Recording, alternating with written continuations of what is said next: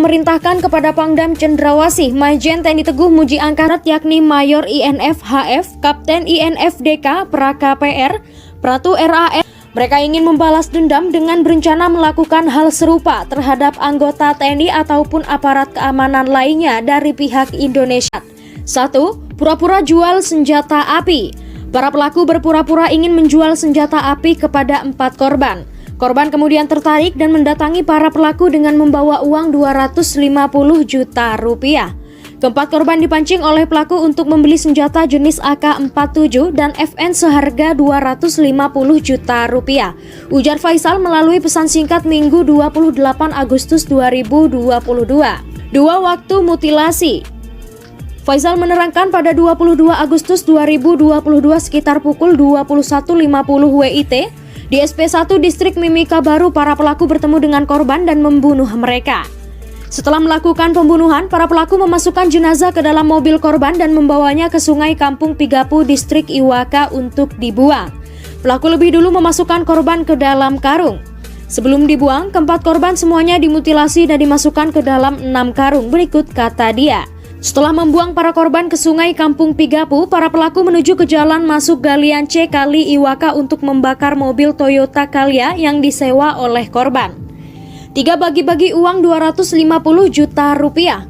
Keesokan harinya, para pelaku kembali berkumpul di gudang milik salah satu pelaku berinisial APL dan membagikan uang 250 juta rupiah yang mereka rampas dari korban. Pada hari yang sama, polisi menemukan mobil yang disewa korban dalam keadaan hangus terbakar. Pada Jumat 26 Agustus 2022, masyarakat dan polisi berhasil menemukan salah satu korban yang diketahui berinisial AL. Kemudian, pada hari yang sama polisi menemukan salah satu mobil Avanza hitam yang disewa korban di SP1. Satu hari berselang, yakni pada Sabtu 27 Agustus 2022, warga kembali menemukan satu jenazah lagi di Sungai Kampung Pigapu. Namun, hingga kini identitasnya belum diketahui. Polisi masih mencari keberadaan jenazah 2 korban lainnya. 3 orang yang diduga menjadi pelaku pembunuhan 4 korban kemudian ditangkap. Mereka adalah APL, DU, dan R. 4. Kodam investigasi dengan Polda Papua.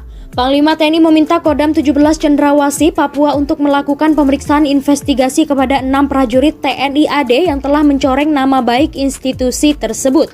Terkait dengan adanya dugaan keterlibatan TNI Angkatan Darat, saat ini Panglima TNI Bapak Kepala Staf Angkatan Darat sudah memberikan perintah kepada kami untuk melakukan pemeriksaan investigasi terhadap kejadian tersebut. Ujar Pangdam 17 Cendrawasih Majen TNI Teguh Muji Angkasa dalam keterangannya di Breaking News Kompas TV Senin 29 Agustus 2022. Dalam kasus ini, Teguh menyatakan pihaknya juga bekerja sama dengan Polda Papua untuk mengungkap fakta-fakta yang terjadi. Tentunya kami terus bekerja sama dengan pihak Polda di lapangan untuk mengungkap fakta-fakta yang terjadi sebenarnya.